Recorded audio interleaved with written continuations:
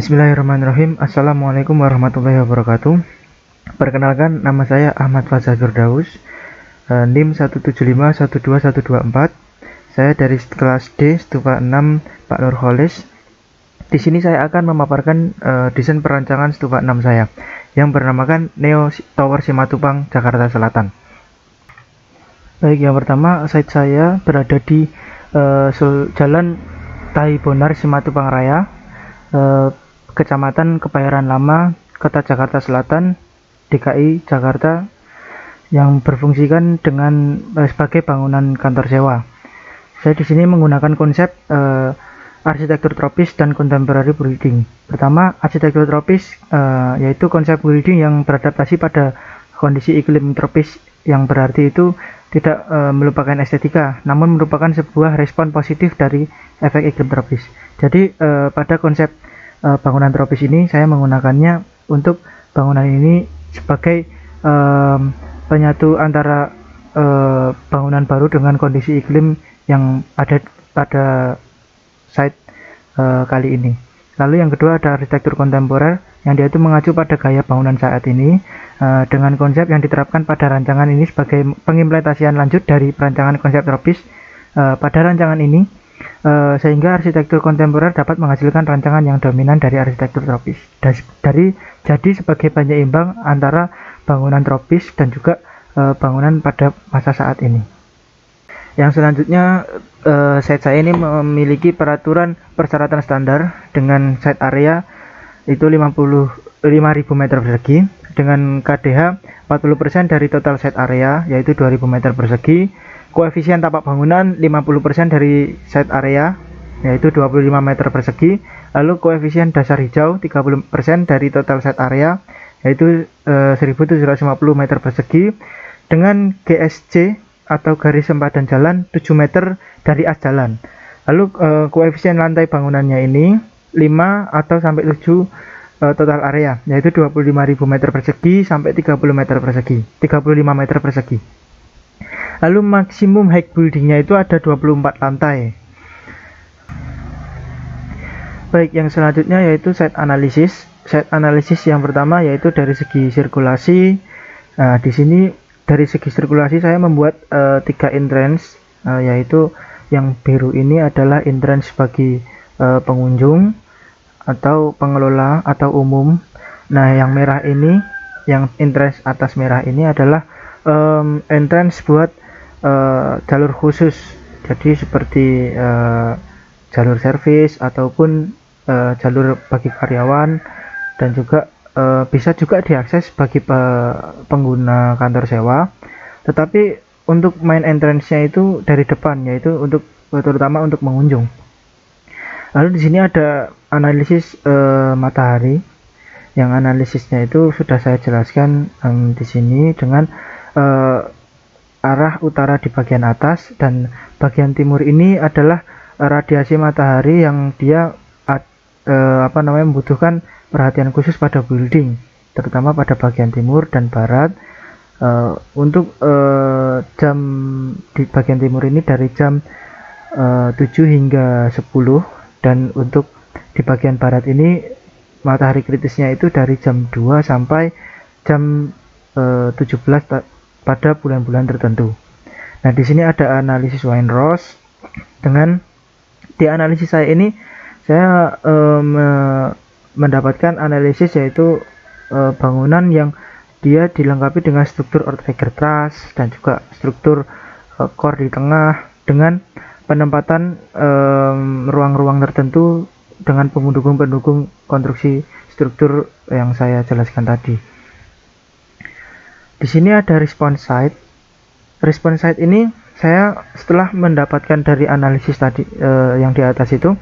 Di sini response site alur sirkulasi tetap dengan entrance utama berada di bagian depan, dan juga entrance yang jalur khusus berada di belakang. Dengan main drop off area itu saya ada 3 bagian drop off, 1, 2, 3. Drop off yang pertama ini untuk umum, yang kedua ini untuk khusus, dan yang ketiga ini untuk khusus tapi lebih juga ke drop off seperti VIP drop off. Jadi dia langsung terhubung ke area lobby dan juga area waiting room dan juga dia bisa juga mengakses langsung ke fleksibilitas bangunan. Yang kedua itu response side dari lantai ground floor. Lantai ground floor dengan lantai 4 itu digunakan sebagai ruang service, komersil, dan juga beberapa area yang disewakan seperti meeting room. Lalu juga di sini juga ada private coworking space atau public coworking space, dan juga di sini ada food court, ATM center, dan ruang penunjang lainnya yang saya jelaskan di kebutuhan ruang. Lalu juga response side yang selanjutnya itu merancang itu dengan bangunan fungsional dari segi sirkulasi, orientasi, RTH, dan juga menciptakan ruang-ruang yang dia itu aksesibilitas dari segi fasilitas, dan juga memadai dari kebutuhan ruang dalam program ruang yang tadi saya paparkan. Yang selanjutnya yaitu property size. Property size saya ini dengan layout ruang rental atau area rental seperti berikut, dengan small rental office-nya itu 62 meter persegi, medium rental office-nya itu 126 meter persegi, dan juga large rental office-nya itu 174 meter persegi. Nah, di sini ada pembagian berdasarkan tabel dari ruang-ruang area yang dipakai sebagai area service, dari lantai basement sampai dengan rooftop dengan volume sekian, dan yang dipakai sebagai area service itu sekian, dengan total 9.185 meter persegi, dan presentasenya itu 37% sebagai area service. Lalu area sewa. Area sewa ini dari lantai basement sampai dengan rooftop dengan volume sekian, dan juga yang dihasilkan sebagai area sewa dengan total 15.140 meter persegi dengan presentase 63% dari 100%. Lalu di sini ada organisasi ruang dari lantai basement. Lantai basement ini ada fungsi ruang seperti ruang parkir. Tepatnya parkir ini dipakai untuk area parkir sewa yang sudah input sama area rental tadi yang sudah menyewa, berarti dia sudah memiliki area parkir di situ. Lalu parkir untuk difabel juga berada di basement. Lalu ada core struktur yang di dalamnya fungsi ruangnya itu sebagai area service juga. Lalu di sini ada juga RAM. Lalu pada area ground floor yang pertama yaitu ada drop off yang dibagi menjadi 3 tadi. Lalu ada lobby, lalu ada courtyard yang berada di sini, lalu juga commercial area sama meeting room dan juga core struktur. Lalu pada lantai 1 sampai dengan 2 itu ada public coworking space, private coworking space, meeting room, dan juga core struktur. Nah, pada lantai area 3 sampai 4 ini ada food court, lawn sama garden, dan juga core struktur. Di sini juga ada fasilitas tambahan yaitu gym pada lantai 4. Lalu pada lantai 5 dan sampai lantai 20 tipikal yaitu rentable area sama core struktur. Jadi dari lantai 5 sampai lantai 20 itu full disewakan sebagai area sewa, tetapi dia dipotong dari segi core struktur yang dia itu memiliki luas 114 meter persegi. Lalu pada lantai 21 atau rooftop, di sini ada tempat untuk top view yang ada di rooftop, lalu ada roof tank, cooling tower, exhaust, dan area service lainnya. Lalu yang selanjutnya penampilan bangunan. Dari bangunan saya ini yang tadi saya menggunakan konsep kontemporari dan juga konsep bangunan hijau. Di sini ada detail-detail yang saya buat dari segi analisis matahari. Nah, dari segi analisis matahari ini saya menambahkan shading pada area timur dan juga area barat bangunan untuk mengatasi radiasi matahari yang terlalu rentan pada jam-jam tertentu. Lalu juga saya menambahkan green roof pada area bangunan yang dia juga di sini aksesibilitasnya dapat diakses untuk ruang santai, lalu ruang untuk meeting room juga ada di area sini, dan juga area gym dia juga mendapatkan konsep yang lebih alami. Lalu juga di sini untuk konsep green buildingnya itu saya menggunakan pohon vegetasi pada area rooftop ini dengan desain struktur khusus yang sudah saya buat detailnya pada gambar rancangan nanti. Di sini juga saya menggunakan kolom twist sebagai kolom custom, yang dia kolom struktur utama yang dia itu juga dibalut lagi sebagai arsitekturalnya dengan dengan model kolom twist. Dan juga saya juga di sini menambahkan secondary screen pada area bangunan yang bawah ini sebagai kaki bangunan. Nah, di sini saya menggunakan secondary screen dengan curtain dan juga kaca tempered. Dia tuh jadi ada dua lapisan. Yang pertama itu curtain dengan secondary screen-nya, lalu yang belakang itu ada kaca tempered. Yang selanjutnya ada eksterior dari Neo Tower. Eksterior Neo Tower ini dari tampak perspektif area arah barat. Jadi seperti ini, yang dia tuh memiliki akses yang di depan untuk main range area. Lalu dari segi area timur, dari area timur itu seperti ini, ada dua ini area timur. Lalu di sini ada area selatan, dan juga sama saya mirroring ke area utara juga. Di sini ada detail fasadnya dengan menggunakan selain menggunakan curtain wall yang tadi saya bilang, di sini saya juga menggunakan shading dari bahan material CLT. Nah, ini ada tampak dari perspektif mata manusia dari segi dalam side.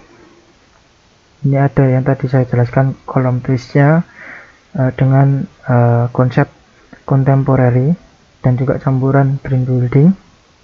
Lalu di sini ada main drop off area, yang untuk drop off area khusus. Di sini saya menggunakan dua akses yang dia bisa diakses dari main trans area atau dari entrance khususnya tadi. Lalu dari interior Neo Tower ini, nah di sini yang saya bilang ada courtyard. Di sini untuk menambahkan performance buildingnya tadi dari ruang dalam, dia juga bisa memberikan interior yang sangat membantu buat penggunanya di dalamnya itu. Jadi tidak monoton semua itu building, tapi juga ada taman yang di dalam atau courtyard. Lalu di sini saya menambahkan seperti paludarium sebagai interiornya, dan juga di sini ada waiting room, lalu main lobbynya yang dia langsung berhubungan dengan courtyard, dan juga tangga untuk mengakses ke lantai 2 pada bangunan ini. Nah, ini dari perspektif tangganya, interior dalamnya ini. Lalu struktur pada Neo Tower ini, strukturnya itu menggunakan struktur core pada bagian tengah, dan pada area samping bangunan ini sebagai rentable area. Yang sini rentable area, dan juga ini untuk area pen service buat berada di basement dan juga lantai ground floor sampai ke lantai 4. Lalu dari segi tampak bangunan, di sini ada tampak bangunan dari bagian selatan, dan juga ini tampak bangunan bagian barat, dan juga ini tampak bagian utara, ini juga tampak bagian timur. Nah, pada bagian barat dan timur ini saya buat dari segi analisis, yaitu lebih pipih agar tidak terpapar radiasi matahari yang sangat tinggi pada jam-jam tertentu. Lalu di sini ada detail fasad. Di sini yang pembeda signifikan dari lantai deck atau dari potongan detail yang di atas. Di sini ada setelah curtain wall dipasang, di sini ada CLT wall, dia sebagai shading dan juga sebagai fasad. Nah, di sini cara pemasangannya seperti ini, ada detail pemasangannya dengan deck struktur yang dia dibalut sama CLT wood. Lalu ada detail struktur yang terakhir ini, di sini ada pada bagian rooftop.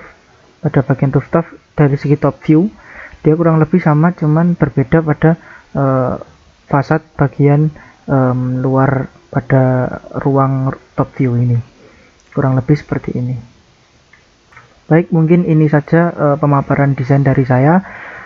Bila ada kurangnya mohon dimaafkan, dan bila ada lebihnya itu dari Allah Subhanahu wa taala. Terima kasih. Wassalamualaikum warahmatullahi wabarakatuh.